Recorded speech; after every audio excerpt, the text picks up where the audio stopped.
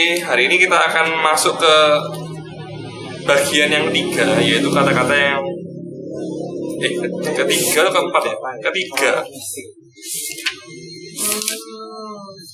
Jadi yang pertama itu adalah kata-kata yang membuat hubungan konseling. Yang kedua itu adalah kata-kata untuk yang menuntun kepada perenungan, gitu ya. Dan yang ketiga adalah kata-kata yang menunjukkan pertobatan, gitu ya. Jadi kita akan melihat, gitu ya. Jadi ini bagaimana Tuhan itu membawa setiap orang yang bermasalah ini untuk dia mulai memikirkan bagaimana pertobatan itu seperti apa. Kita akan membuka di Matius 20 ayat 30 sampai 34.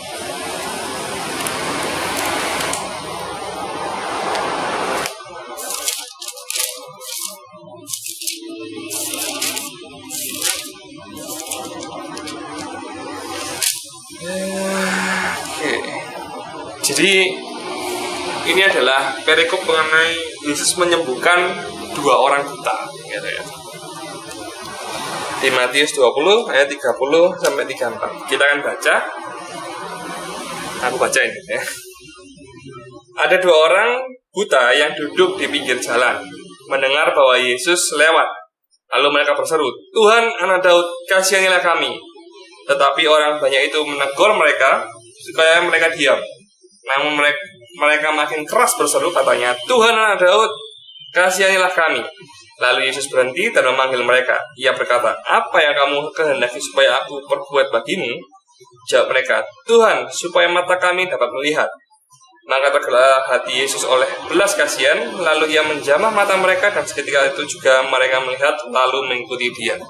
Jadi ini peristiwa yang cukup singkat begitu ya. Tapi kita akan melihat gitu ya. Ketika 2 orang buta ini gitu ya, mereka mendatangi Yesus.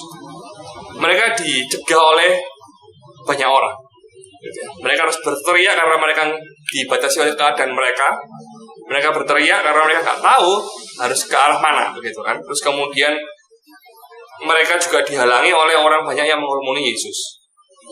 Tapi 2 orang ini tetap kukuh, gitu, gigih. Mereka memanggil Yesus. "Yesus, Anak Daud, kasihanilah kami," gitu kan. Lalu ketika Yesus bertemu dengan mereka, anehnya Yesus ini menanyakan sebuah pertanyaan yang cukup absurd, gitu ya. "Apa yang kamu ingin aku lakukan untukmu?" gitu kan. Karena sudah jelas, gitu kan. 2 orang ini adalah 2 orang buta, begitu kan. Sudah jelas 2 orang buta. Yesus tanya, "Kamu mau aku ngapain kamu?" Jelas mereka langsung ngomong begitu kan, "Tuhan, supaya mata kami dapat melihat," gitu kan. Loh ya jelas, mataku buta, aku pengen lihat, gitu kan. Sisanya kan begitu, gitu. Tapi kenapa kok Yesus melakukan hal seperti itu? Gitu. Nah ini yang akan kita renungkan malam hari ini. Gitu. Jadi ini adalah salah satu prinsip dari pertobatan. Gitu ya. Ketika seseorang bertobat, gitu ya. Oke, percaya Yesus, kemudian dia bertobat dan percaya Yesus, gitu ya. Tapi kadang orang-orang tersebut atau mungkin kita sendiri, kita nggak tahu kita ini harus bertobat seperti apa. Gitu.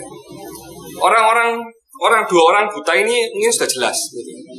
Mereka mengatakan, "Kami ingin melihat Tuhan." Oke, Tuhan langsung kamu dikasih melihat. Dan begitu. Karena mereka ada cacatnya di sana. Nah, tetapi kondisi jiwa kita, gitu ya. Nah, ini yang lebih dalam lagi, gitu ya. Ketika kita datang pada Tuhan, gitu ya, kita berdoa, gitu ya, kita istilahnya itu menghadap kehadirat Allah, gitu ya, berdoa, saat teduh. Kadang kita ini saat teduh, tapi doanya itu nggak tahu. Kita ini mau doa apa? Kita ini mau Tuhan apain sih kehidupan kita ini supaya kita ini lebih baik? Kita nggak tahu gambaran itu sama sekali. Gitu. Beda dengan kedua orang buta ini. Mereka tahu jelas, mereka bisa melihat. Aku ingin Tuhan supaya aku bisa melihat. Gitu ya. Kalau misalnya kan gambarannya ini adalah gambaran jasmani gitu ya. Kalau gambaran rohaninya adalah aku nggak tahu apa-apa Tuhan. Aku bisa mengerti, aku bisa tahu. Atau aku bisa melihat kebenaran gitu ya. Itu kalau rohaninya. Nah ini di dalam hidup kita pun sama seperti ini gitu ya. Sama seperti orang dua buta ini. Ketika Tuhan ketika kita bertobat gitu ya. Kita lahir baru, kita mengimani Kristus gitu. Tapi kadang kita belum pernah atau mungkin jarang untuk memikirkan kita ini mau bertobat seperti apa. Kita ini apa sih yang salah atau mungkin apa yang kurang dalam hidup kita. Seperti mungkin di cerita-cerita yang lalu gitu ya, ada orang kaya, dia sudah menjalani semuanya tapi dia nggak tahu kekurangannya dia apa. Nah ini sama seperti kita. Mungkin kita sudah lama bertobat, sudah lama kenal Yesus, tapi kita nggak tahu apa sih yang harus Tuhan lakukan dalam hidup kita. Gitu ya. Kenapa kok Tuhan bertanya gitu kan? Kamu ingin aku lakukan apa? Bukankah di ayat yang lain Tuhan juga ngomong gitu kan? Sebelum kamu ngomong, Allah sudah tahu apa yang kamu perlukan. Nah, gitu. Nah terus kenapa kok ada ayat yang lain mengatakan mintalah maka kamu akan diberi, gitu. Ketuk maka akan dibukakan, begitu kan? Untuk apa? Ini kan seperti paradoks, ya, ayat paradoks gitu kan. Loh, ada satu nggak usah minta, Tuhan sudah tahu gitu kan. Ada satu lagi, loh, mintalah maka akan diberikan. Kenapa kalau ada seperti ini? Nah ini adalah ketika kita disuruh Tuhan untuk meminta, untuk kita ini, kamu mau apa? Untuk aku lakukan buat kamu. Itu adalah sebenarnya semuanya itu untuk kita, gitu ya. Supaya kita ini tahu kita ini kurangnya di mana dan kita ini perlu apa. Itu Tuhan ingin kita tahu, gitu ya. Bukan cuma oplong-oplong jadi orang Kristen gitu ya. Oh, Tuhan, tolonglah saya Tuhan, tolong apa? Tapi nggak tahu. Aku ini perlu ditolong apa? Itu nggak tahu. Kurangnya di mana aku? Ya nggak tahu. Gitu. Orang buta ini bisa tahu. Nah kita bagaimana? Apakah kita bisa tahu? Ataukah apa kita pernah mencari tahu apa yang ingin kita rubah? Atau mungkin misalkan kita ini, aku ini terus dalam dosa mungkin berbohong, atau mungkin kita ini dalam dosa istilahnya itu mungkin pornografi begitu ya, atau mungkin sesuatu hal yang kita simpan sendiri begitu ya. Apakah kita menganggap dosa-dosa itu adalah sesuatu hal yang wajar, ataukah kita ingin berubah? Ataukah kita ingin Tuhan ini mungkin celikan, atau mungkin Tuhan ini untuk Tuhan tolong begitu kan? Nah ini semuanya Tuhan tuh pengen kita ngomong gitu ya. Dari prinsip keselamatan gitu ya. Prinsip keselamatan ini cukup unik begitu ya. Kita ini perlu untuk dilahirkan baru gitu ya, dari Tuhan. Lalu kita harus memiliki visi perubahan karakter yang baru itu seperti apa gitu ya. Kalau misalkan kita cuman anggaplah seperti bertobat gitu ya. Jadi kita lahir baru, Tuhan memberikan kita kesempatan untuk kita bisa lahir baru, mungkin semua dari Tuhan anugerahnya gitu ya. Lalu setelah kita lahir baru, kita melihat kehidupan kita yang penuh dengan cacat celah, gitu toh. Nah setelah itu kita mau bertobat, kita mau mengikut Tuhan. Mengikut Tuhan ini kita harus tahu pandangan visi yang jelas, karakter yang baru yang kita inginkan ini apa, gitu kan. Kalau yang lama ini dulu aku mungkin berbohong, aku adalah seorang yang mungkin keras kepala, nah ini aku harus punya visi karakter seperti apa yang harus aku miliki, yang aku mau tuju, misalnya gitu. Karakter visi mana yang aku mau tuju. Dan kesemuanya itu gitu ya, setelah kita tahu gitu ya, aku mau lebih sabar, aku mau lebih mengasihi misalkan gitu ya. Semuanya itu adalah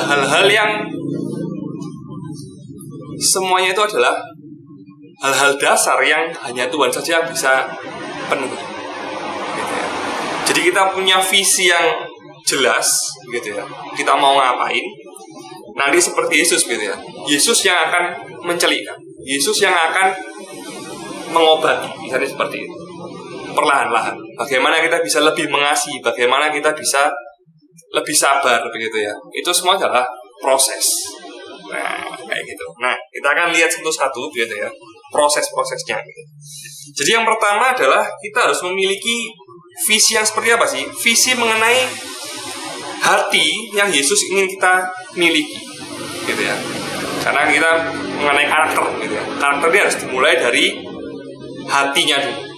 Jadi visi hatinya yang seperti apa sih yang Yesus kehendaki? Gitu. Kita akan lihat di Matius 5 ayat yang ke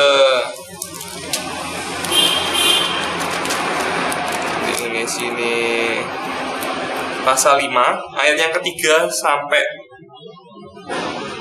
10 gitu ya. Kira-kira sampai situ lah. Tapi sebenarnya kalau kita lihat pasal 5 sampai 7 ini itu merupakan gabungan begitu ya. Gabungan atau mungkin penjelasan panjang dari karakter hati seperti apa sih yang Tuhan itu ingin kita miliki gitu ya. Di aku kan bacain gitu ya, di pasal 5 ayat yang ketiga sampai 10 ini adalah mengenai ucapan bahagia. Dari ayat yang 3 kami baca, berbahagialah orang yang miskin di hadapan Allah, karena merekalah yang punya kerajaan sorga. Berbahagialah orang yang berduka cita, karena mereka akan dihibur. Berbahagialah orang yang lemah lembut, karena mereka akan memiliki bumi. Berbahagialah orang yang lapar dan haus akan kebenaran, karena mereka akan dipuaskan. Berbahagialah orang yang murah hatinya, karena mereka akan beroleh kemurahan. Berbahagialah orang yang suci hatinya, karena mereka akan melihat Allah. Berbahagialah orang yang membawa damai, karena mereka akan disebut anak-aanak Allah. Berbahagialah orang yang dianiaya oleh sebab kebenaran, karena merekalah yang mempunyai kerajaan sorga. Di ayat 11-12-nya, penutupnya, berbahagialah kamu jika karena aku kamu dicela dan dianiaya, dan kepadamu difitnahkan segala hal yang jahat. Bersukacitalah dan bergembiralah, karena upahmu besar di sorga, sebab demikian juga telah dianiaya nabi-nabi yang sebelum kamu.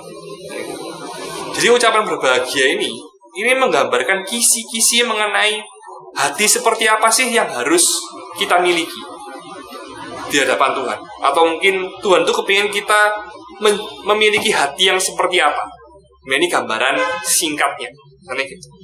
Kalau dirangkumkan, cuma satu gitu ya, yaitu memiliki hati yang lebih mengasihi, misalnya seperti itu. Dulu kita pernah membahas mengenai hati yang apa? Lupa aku coba judulnya. Sama juga, jadi mengenai hati yang Tuhan ingin kita untuk miliki, misalnya gitu. Hati yang dari Yesus, gitu ya. Memiliki hati dari Yesus, gitu ya. Yaitu seperti apa? Ya, contoh-contohnya ada di sini. Secara gamblangnya ada di sini. Jadi bagaimana kita memiliki ketika kita ngomong mengenai mengubah karakter, kita harus mengubah pertama dulu adalah hati kita. Apakah kita ini memiliki kasih, gitu ya? Misalkan yang di sini, gitu ya. Berbahagialah orang yang lemah lembut, karena mereka akan memiliki bumi. Gitu ya. Jadi apakah kita penuh dengan kasih, gitu ya? Apakah kita mengasihi sesama kita secara tulus, gitu ya?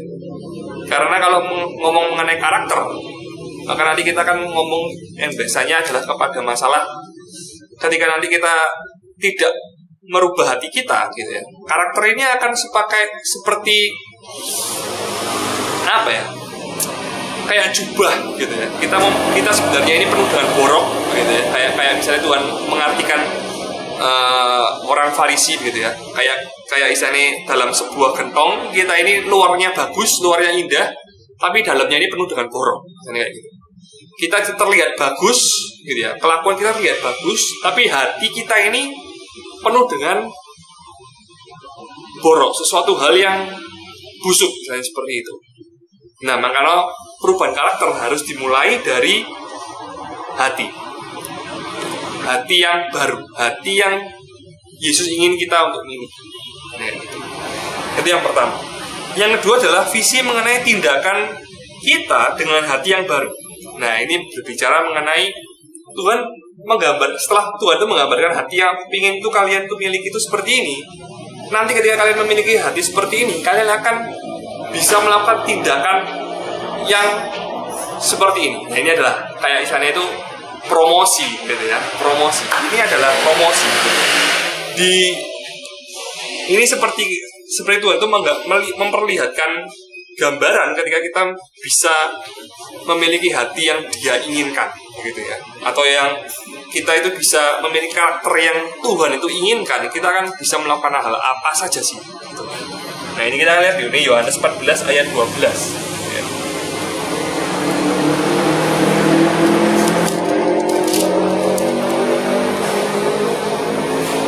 Nah, di sini di Yohanes 14 ayat 12 di sini dikatakan gitu kan, Tuhan ngomong, aku berkata kepadamu, sesungguhnya barang siapa percaya kepadaku, ia akan melakukan juga pekerjaan-pekerjaan yang aku lakukan, bahkan pekerjaan-pekerjaan yang lebih besar daripada itu, sebab aku pergi kepada Bapa. Dan apa juga bla bla bla itu kan, aku minta dalam namaku, aku akan melakukannya gitu ya, supaya Bapa dipermuliakan dalam anak. Jika kamu meminta sesuatu kepadaku dalam namaku, aku akan melakukannya. Perbuatan apa sih yang lebih besar? Nah, ini juga ayat-ayat yang paradoks gitu ya. Tuhan ngomong kamu akan melakukan pekerjaan yang lebih besar, tapi juga ada ayat-ayat lain yang ngomong bahwa murid tidak akan lebih besar daripada gurunya, misalnya gitu. Maksudnya di sini lebih besar ini seperti apa? Misalnya gitu. Kalau di buku ini begitu ya, kita mengartikan secara istilahnya itu dalam hal tadi kita kan ngomong mengenai masalah mengenai hati, mengenai karakter gitu ya. Dari kita memiliki karakter itu, kita akan memiliki tindakan-tindakan. Tuhan ngomong tindakan, kamu akan melakukan hal-hal yang lebih, pekerjaan yang lebih besar daripada itu gitu kan, sebab aku pergi kepada Bapa. Maksudnya yang lebih daripada yang Yesus lakukan itu apa? Yang lebih daripada yang Yesus lakukan itu adalah masalah mengenai kamu akan memiliki kesempatan yang lebih banyak daripada yang aku miliki. Gitu. Yesus memiliki kesempatan untuk Dia mengalirkan kasihnya atau mengajar murid-muridnya itu adalah 3,5 tahun, kan gitu. Tetapi ketika setelah itu begitu ya, murid-murid Yesus begitu ya, mereka akan mempraktekkan kasih mereka sampai mereka mati. Kan gitu. Jadi pekerjaan yang lebih besar, mereka melakukan pekerjaan-pekerjaan yang lebih besar daripada yang Yesus lakukan. Yang lebih besar adalah apa? Adalah mereka mengasihi lebih besar. Mereka mengasihi jemaat-jemaat, mereka membentuk gereja, mereka dianiaya begitu ya, tetapi mereka tetap bisa mengalirkan kasih yang dari mereka yang sudah dirubah tadi. Jadi karakter mereka yang mereka miliki sudah berubah, mereka bisa mengasihi sampai mereka pun juga mati begitu ya. Ini perubahannya kita bisa lihat misalkan dari Petrus misalnya gitu ya. Petrus pertama nih ketika dia ngomong gitu ya, dia pernah ngomong sama Yesus, Tuhan kenapa, maksudnya aku akan berkorban demi kamu Tuhan, sampai mati demi kamu. Terus Tuhan jawab, kamu mau mati demi aku gitu ya? Kamu istilahnya, padahal kamu akan menyangkal aku sebelum ayam berkokok 3 kali. Kamu akan menyangkali aku 3 kali sebelum ayam berkokok, misalnya gitu toh. Terus setelah itu, baru setelah Yesus pulihkan gitu kan, hatinya dia setelah Yesus pulihkan gitu ya, memang benar bahwa Petrus pada akhir hidupnya dia akan mati disalib. Bahkan dia merasa dia gak layak disalib, berdiri dia disalib terbalik, lebih sengsara lagi gitu ya. Dia mampu menanggung itu semua, kenapa? Gitu ya. Setelah dengan penganiayaannya begitu besar gitu ya, dia lari dikejar sama Saulus gitu ya, menyebar ke berbagai kota-kota, dia mengajar, dia melayani keliling begitu, jalan kaki keliling di Yerusalem sana begitu kan, tanah Yudea. Kenapa? Gitu ya. Ya karena dia memiliki karakter yang berubah. Lain lagi dengan Yohanes gitu. Yohanes kita lihat dia pernah ngomong gitu kan, ada satu kota gak mau nerima Yesus gitu. Terus dia ngomong gitu, wis, mari kita berdoa minta tentara langit ini supaya menghanguskan ini kota gitu ya. Jadi si Yohanes ngomong begitu gitu. Tetapi setelah Yesus ngomong gitu kan, kamu nggak tahu apa yang kamu minta gitu kan. Kamu nggak tahu apa yang kamu minta. Karena bukan untuk menghancurkan gitu ya. Bukan untuk menghakimi begitu kan aku datang, tapi aku ini datang untuk memberikan kasih, misalnya kan gitu. Jadi bukan untuk menghancurkan, meratakan itu begitu kan. Dan kemudian ketika Yesus merubah dia Yohanes punya karakter gitu. Kita melihat bahwa Yohanes ini dikenal dengan rasul kasih gitu. Karena dia selalu mengajarkan bagaimana kamu harus mengasihi jemaat, kamu harus mengasihi sesaudaramu gitu ya. Padahal dulu dia nggak sabaran itu sampai seperti itu. Diusir langsung suruh, wes ini mending dihancur loh ini kota ini, bumi hangus no kayak Sodom dan Gomora di hujan api gitu. Bola api turun ke kota ini, hancur lulu lantak gitu. Tapi setelah itu dia langsung ketika dia mengurus jemaat dan sebagainya, dia menulis surat-suratnya begitu ya. Bagaimana dia menguatkan jemaat, dia mengasihi mereka-mereka yang masih goyah imannya, yang belum percaya begitu ya. Ini sebuah perubahan karakter yang luar biasa. Ini karakter-karakter yang istilahnya itu Tuhan ingin juga kita itu miliki misalnya. Tapi itu semua nggak akan bisa dilakukan kalau kita nggak merubah dari core hatinya gitu. Nah, terus kemudian ini catatan penting gitu ya. Jadi pertobatan sejati itu adalah kita harus memiliki peningkatan motivasi gitu ya untuk mengejar Allah gitu. Bukan karena takut atau malu gitu ya. Jadi bukan karena kita ini dikejar-kejar ambil dosa. Kamu nggak usah jadi Kristen, nggak boleh berbuat dosa soalnya nanti kamu bisa dihukum Tuhan atau gimana gitu ya. Bukan karena itu, tetapi karena kita ini rindu dan kita memiliki pengharapan bahwa kasih karunia kita ini dapat, oleh karena kasih karunia kita ini dapat menjadi pribadi yang baru, atau kita ini bisa memiliki menjadi seseorang yang memiliki karakter yang baru yang daripada Allah. Karena itu Paulus menyuruh kita untuk berlomba-lomba gitu ya, untuk kita ini berubah menjadi seperti Yesus. Karena dia adalah contoh, dia adalah panutan, dia adalah guru gitu kan. Karena seorang guru, kita seorang murid gitu ya, atau itu nggak bisa melebihi gurunya. Jadi kita disuruh untuk berlomba, untuk kita ini memiliki karakter seperti Yesus. Bukan karakternya, tapi memiliki hati seperti Yesus. Karakter kita mungkin bisa beda-beda, tapi hati yang mengasihi ini, itu yang harus kita kejar. Kalau kita nggak punya hati yang seperti Yesus ini, ya kita mau berubah karakter kita, entah kita mau ikut pembinaan pengembangan diri sebanyak apapun gitu ya, suatu saat toh kita pasti akan keluar tabiat aslinya ketika kita di bawah tekanan yang begitu kencang. Jadi ini salah satu cerita dari contoh dari bukunya ini, dari buku Friendship Counseling. Jadi ceritanya dia adalah seorang pendeta gitu ya. Aku sudah cerita minggu lalu gitu ya. Jadi pendeta ini dia berubah gitu ya. Jadi dia merubah karakternya untuk menjadi lebih baik. Motivasinya adalah karena dia ingin diterima oleh orang-orang di sekitarnya.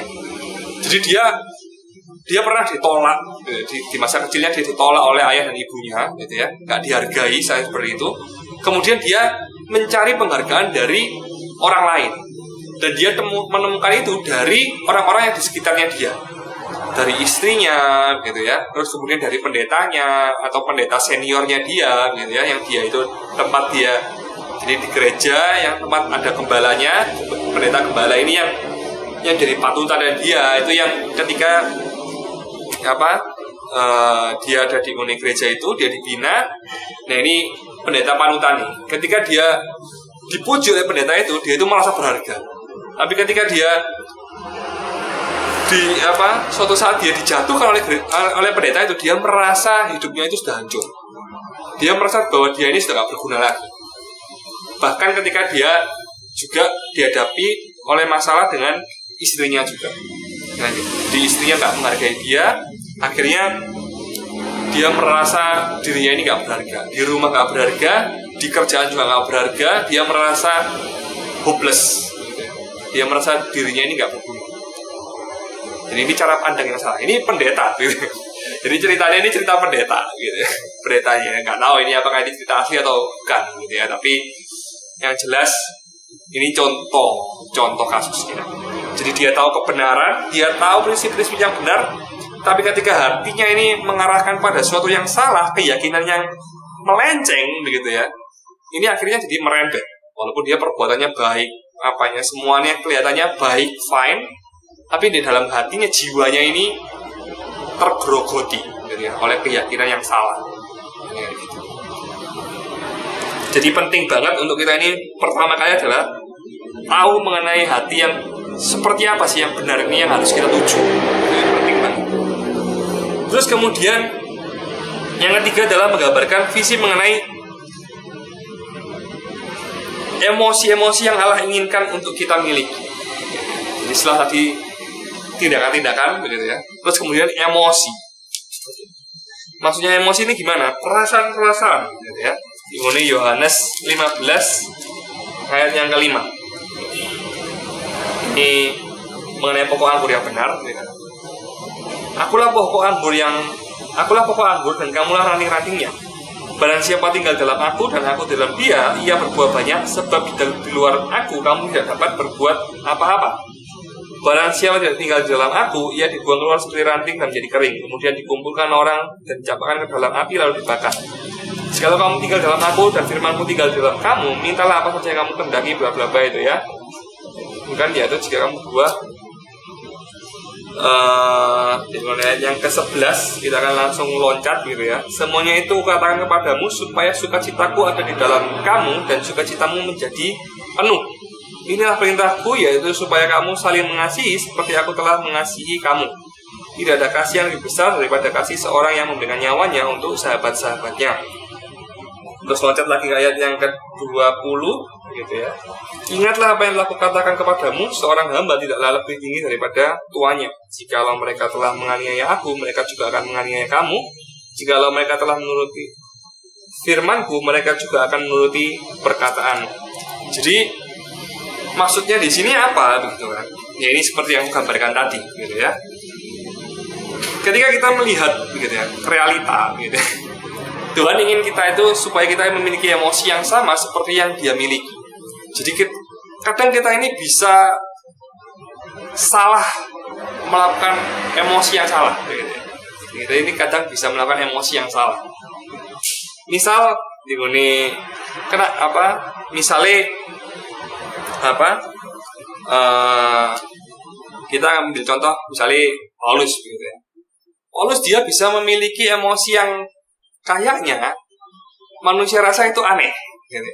Dia disiksa begitu ya, dia di penjara, dia dicambuk gitu ya.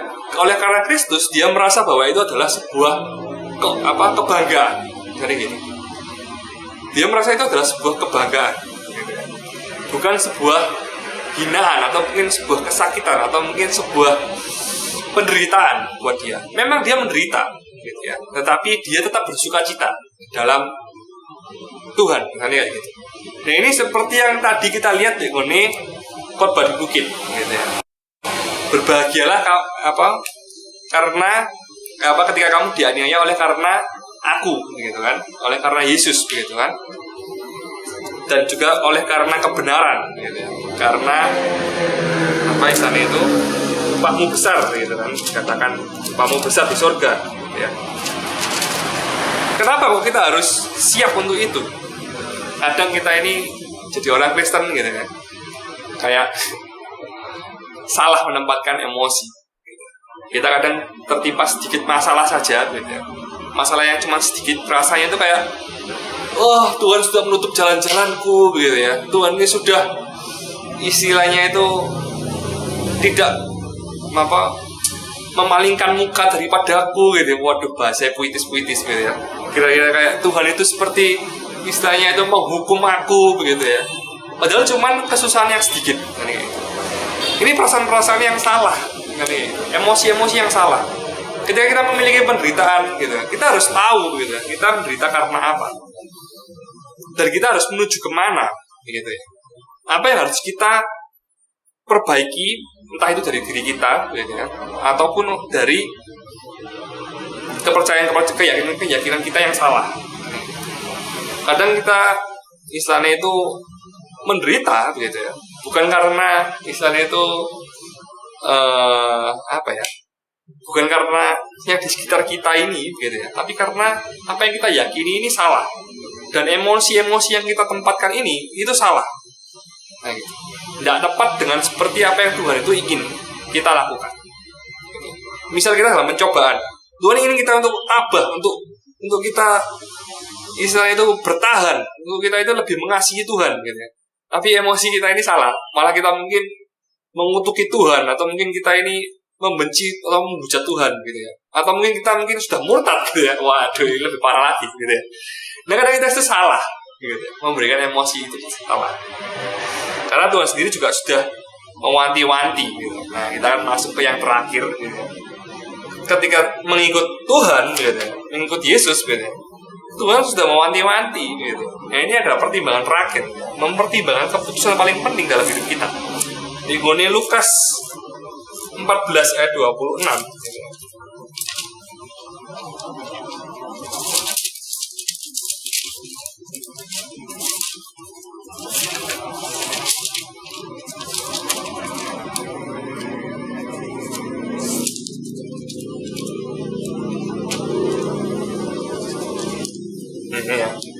Pada suatu kali banyak orang berduyun-duyun mengikuti Yesus dalam perjalanannya. Sambil berpaling, ia berkata kepada mereka, "Jikalau seorang datang kepadaku dan ia tidak membenci bapaknya, ibunya, istrinya, anak-anaknya, saudaranya, laki-laki, perempuan, bahkan nyawanya sendiri, ia tidak dapat menjadi muridku.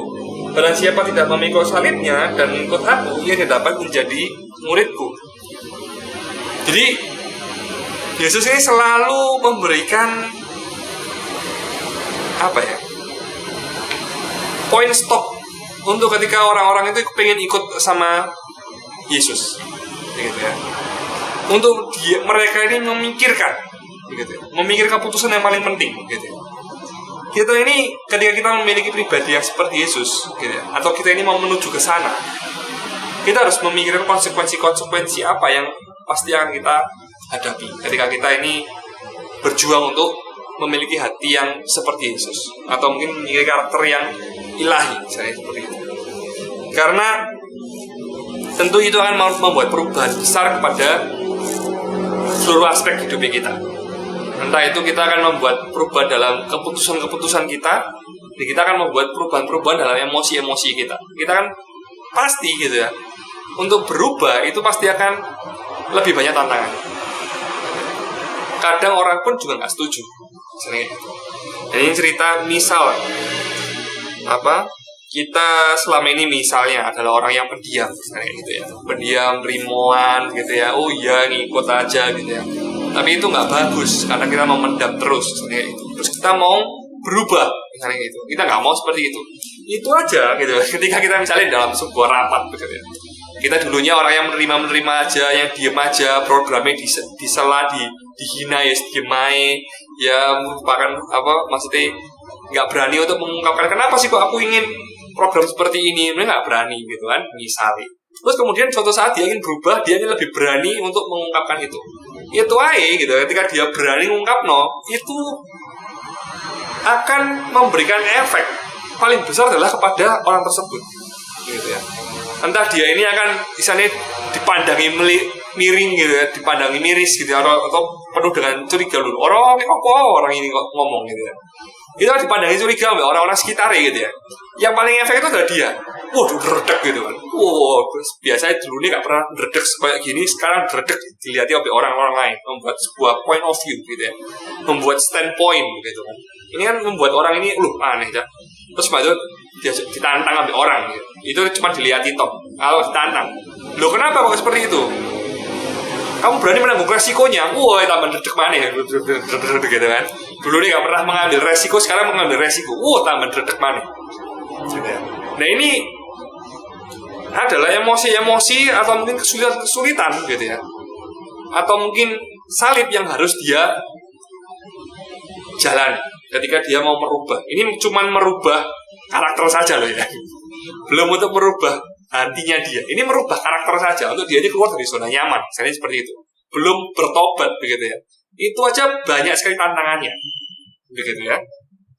Jadi untuk mengikut Yesus, ketika kita tahu kita mengikut Yesus, itu berarti kita harus percaya bahwa Yesus ini menuntun kepada sebuah visi yang jelas mengenai perubahan hidup kita, yaitu perubahan karakter. Dan di sana kita harus berpikir keras gitu ya. Ketika kita mengambil tindakan, oke, aku akan mengikut Tuhan, aku akan berubah, aku akan merubah karakterku. Aku akan mau menjadi seperti Yesus. Aku mau lebih mengasihi seperti Yesus. Ini merupakan sebuah pilihan yang mungkin akan besarnya itu ya mengefek ke kehidupan kita paling besar. Karena ya ketika kita ngomong kita mengikut Tuhan gitu ya, tetapi kita tidak mau berubah seperti apa yang Yesus miliki gitu, atau mengejar karakter-karakter yang Yesus ingin kita miliki, jadi kita bisa ngomong ya, apakah kita benar-benar percaya pada Yesus? Apakah kita percaya bahwa Yesus bisa menolong atau mungkin menyelamatkan kita? Apakah Yesus ini mengajar sesuatu yang benar? Misalnya, kalau memang benar, gitu, kenapa kita gak mau mengikuti? Misalnya gitu toh.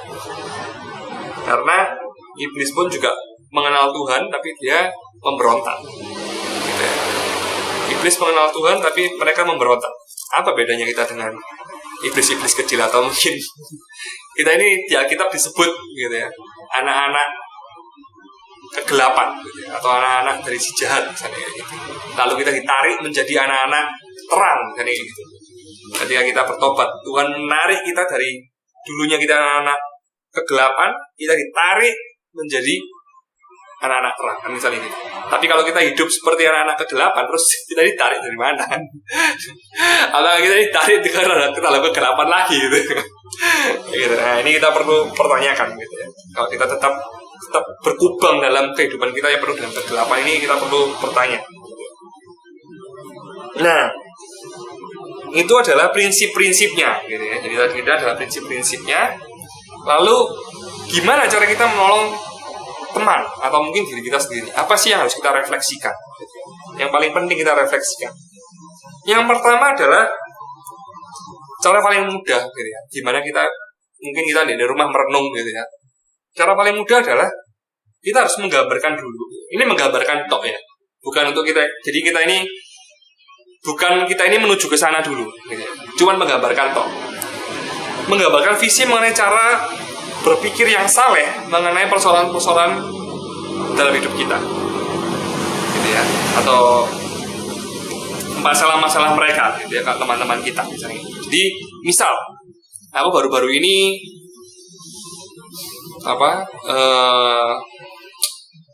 misal contohnya itu baru-baru ini nih anakku ini rewel, gitu, berubah jam tidurnya. Nah kan misalnya itu kita ini sudah kerja, pengen istirahat siang gitu nggak bisa karena anaknya rewel, jadi harus ramut anak harus ngomong, harus gitu ya. Itu di tengah dengan kondisi badan yang sudah capek, terus kemudian babak belur begitu ya, kemeng kabeh gitu ya, ngangkati beban. Bukan beban ya, angkati anak, gendongi anak gitu. Kesel ya, gendongi anak gitu ya. Sudah kesel kabeh badane, capek, mau istirahat, anaknya nangis-nangis gak mau tidur, gak mau istirahat, dikasih ombak ya nangis-nangis saya. Misal. Nah, kita dalam pikiran ini, dalam jiwa kita ini merasa, waduh, ada tanggungan yang harus kita lakukan misalnya gitu kan. Ada sesuatu yang harus kita selesaikan. Nah, kita harus menggambarkan gitu ya. Kalau misalnya kita dalam situasi itu, kita harus memikirkan gitu, menggambarkan gitu ya. Cara pikir yang seperti apa yang saleh begitu ya, atau mungkin yang benar gitu ya. Ketika kita dihadapi dalam situasi tersebut. Misalnya kita langsung emosi ya, mungkin kita melakukan itu gitu. Tapi misalnya ini kita memikirkan ulang gitu. Ini perenungan. Apakah kita sudah benar melakukan hal seperti itu? Gitu ya. Apakah kita benar misalnya kita ngamuk-ngamuk ambek anaknya gitu kan. Terus kemudian lebih marah lagi sama anaknya. Wes biar lo aja bisa naik. Wes taruh di box saya wes biar lo dia nangis-nangis ya wes. Atau mungkin diapano gitu kan. Wes kayak ngombe wes disusui aja cepat tidur. Nah, misalnya kayak gitu. Apakah itu adalah cara-cara yang paling benar? Apakah itu adalah cara-cara saleh untuk kita ini menghadapi misalnya anak kita tersebut? Gitu ya. Ataukah kita melakukan itu atau tindakan-tindakan itu kita berpikir seperti itu karena kita ini kepingin supaya kita ini bisa ada waktu tidur atau kita ini istirahat. Nah ini kita perlu berpikir kalau misalnya kita salah, yang salah seperti apa? Harusnya kita seperti apa? Kayak gitu. Nah ini cuma menggambar noto. Nggak usah kita sampai melakukan, cuma menggambar moto. Kalau misalnya kita salah ya kita gambarkan saja. Seharusnya itu seperti apa sih? Nah, terus kemudian kita harus mulai melihat keyakinan seperti apa sih yang kita ini dasari. Misalnya kayak tadi gitu. Yang kita yakini itu apa sih? Gitu. Kenapa kamu melakukan seperti itu? Gitu. Apa yang kamu mendasari keyakinan kamu melakukan seperti itu? Kayak gitu. Apa kamu kok seperti itu? Soalnya misalnya karena aku kurang mengasihi, atau mungkin aku merasa anak itu nggak penting, atau aku merasa anak itu ya nanti bisa dilatih dengan seperti itu misalnya, atau harus dilatih dengan seperti itu gitu misalnya. Atau keyakinan itu kan ada gitu ya, dan yang mendasari kita untuk melakukan hal-hal seperti itu gitu ya. Nah ini kita harus melihat, jadi kita harus menemukan keyakinan seperti apa sih yang kita ini miliki, lalu keyakinan baru yang seperti apa sih yang ingin kita untuk kita ini miliki setelah kita mempertimbangkan yang saleh tadi itu seperti apa. Nah keyakinan yang saleh ini ya dari mana, apa yang mendasari, kan gitu toh. Apa sih yang mendasari? Misalnya kita melakukan tindakan, kita nggak boleh mestinya kita itu menaruh. Mungkin kita harus menggendong anak itu, mendekap dia sampai dia itu merasa tenang, atau mungkin merasa nyaman, misalnya kayak gitu. Sampai dia itu tertidur atau seperti apa. Walaupun kita ini capek ya harus tetap ngelamun dia seperti itu misalnya. Nah ini keyakinan ini dari mana datangnya? Kenapa kok kita melakukan tindakan seperti itu? Oh ya karena kalau misalnya kita harus mengasihi anak kita kan kita harus meluangkan lebih banyak waktu. Kita menderita pun nggak apa-apa asal anak kita bisa lebih nyaman sedikit. Misalnya kayak gitu. Nah tapi ini kan dua sisi gitu ya. Kadang ada orang tua yang ngomongnya, kalau anak nanti terlalu disayang nanti terlalu manja nanti. Jadi anak gendongan misalnya kayak gitu. Nah ini kan ada dua sisi. Bagaimana kita harus menyeimbangkan gitu. Ini harus kita lihat. Dalam situasi itu, setiap situasi itu pasti ya berbeda-beda. Tapi istilahnya kita harus melihat keyakinan seperti apa ketika kita melakukan situasi tersebut atau mengambil tindakan dari situasi tersebut. Apakah kita sudah mengasihi dia, ataukah karena kita ini kepingin ya wis nang gampang, nang turu, nang kenyang, nang bubuk, cek gak repot-repot. Apakah seperti itu atau keyakinan yang lain? Nah ini perlu dilihat. Ini semuanya di dasar-dasar gitu ya. Itu yang pertama. Terus yang kedua adalah bagaimana kita menggambarkan visi mengenai cara atau tindakan yang salah dalam menghadapi masalah kita. Ya, ini seperti tadi gitu kan, yang tadi aku ngomongkan tadi cara berpikir, terus kemudian ke tindakan yang salah itu harus seperti apa. Cara mikirnya kita harus mikir, misalnya kita harus mengasihi karena Tuhan mengasihi kita, bla bla bla, sehingga kita harus melakukan tindakan A, B, C, dan D misalnya. Nah, tindakan-tindakan kita yang salah ini seharusnya seperti apa dalam menghadapi masalah. Misalnya, jadi dari cara berpikir terus punya tindakan, lalu visi mengenai, jadi gambaran mengenai emosi yang menyertai perbuatan-perbuatan ini atau tindakan-tindakan ini. Jadi ini setelah tadi cara pikirnya harus berubah, gitu. Terus kemudian tindakannya berubah. Oke, tindakannya jadi kayak gini. Kalau sebelumnya kan kayak gini salah. tindakannya yang benar adalah A, B, C, dan D. Nah, ketika kita melakukan A, B, C, dan D ini, itu kita akan memiliki emosi-emosi yang berbeda karena kita memaksa diri kita untuk kita ini melakukan tindakan-tindakan ini, gitu loh.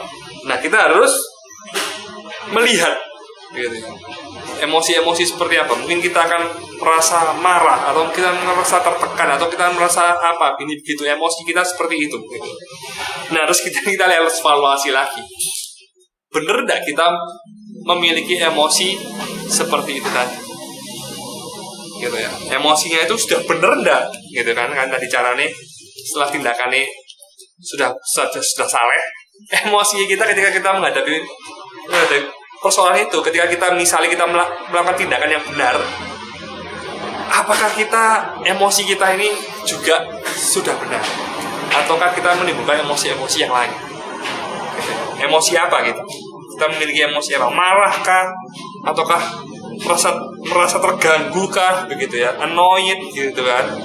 Terus kemudian setelah kita punya gambar-gambar itu tadi, kita mulai, tadi kan cuma menggambarkan tok kan, nggak usah melakukan gitu ya. Ini pasti belum dalam tahap melakukan, ini masih menggambarkan. Lalu kita harus mulai mempertimbangkan pertanyaan-pertanyaan yang penting. Apakah kita harus berubah ke sana? Kalau kita berubah, konsekuensinya itu seperti ini. Pilihan itu akan seperti ini. Dan ini adalah pilihan-pilihan yang pasti ketika kita melakukannya, kita akan mengalami konsekuensi-konsekuensi yang kita pasti ya, entah itu baik atau buruk. Konsekuensi-konsekuensinya pasti ada. Nah, itu harus kita pikirkan semuanya itu, gitu ya. Jadi kenapa kok ini penting? Untuk mempertimbangkan pertanyaan-pertanyaan penting ini, gitu ya. Pertanyaan-pertanyaan ini. Itu untuk memperoleh lebih banyak waktu untuk mengerti tentang visi yang baru ini, atau mengerti mengenai kondisi kita nanti yang ketika yang baru itu nanti seperti apa. Lalu yang kedua adalah akibat dan resiko yang akan kita hadapi. Dan yang ketiga adalah bagaimana menemukan kekuatan dalam menghadapi perubahan ini. Jadi jangan sampai gitu ya, ketika kita ngambil langkah, oke, aku mau berubah. Misalnya, oke, aku mau berhenti merokok misalnya. Tengah jalan ada merokok mati. Tengah jalan, misalnya kita mau berhenti korupsi misalnya. Aku nggak mau korupsi lagi. Tengah jalan kita korupsi lagi. Tengah jalan kita mungkin terseret oleh teman kita lagi, ke dalam pergaulan yang jelek. Kenapa kok bisa begitu? Gitu. Padahal mereka bertekad nih. Gitu. Karena setelah bertekad, gitu, tapi mereka nggak pernah menggambarkan gitu. Nanti ketika kita berubah, kesulitan apa sih yang kita hadapi, dan kehidupan seperti apa sih yang nantinya kita akan alami ketika kita berubah. Lalu kekuatan dari mana sih yang akan menopang kita ketika kita ini berubah dalam proses perubahan ini. Kalau kita mengenal kekuatan kita sendiri, gitu, ceritanya adalah ketika kita mengenal kekuatan kita sendiri, gitu, kebanyakan pasti gagal. Karena kita nggak tahu sumber kekuatan yang paling besar adalah dari Tuhan. Nah, ini kita harus memikirkan ini benar-benar, gitu ya. Kita akan